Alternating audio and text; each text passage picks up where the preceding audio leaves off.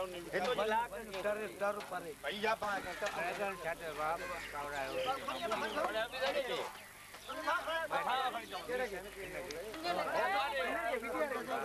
प्रिय बाट फतायो नंबर की जो पहुंचे उन्हें चित्रकारी पहन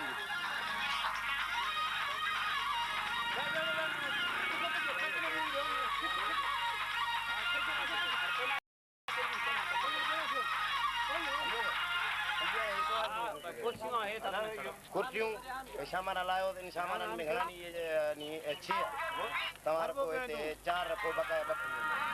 बखई लकड़ा घना रखदा वे ते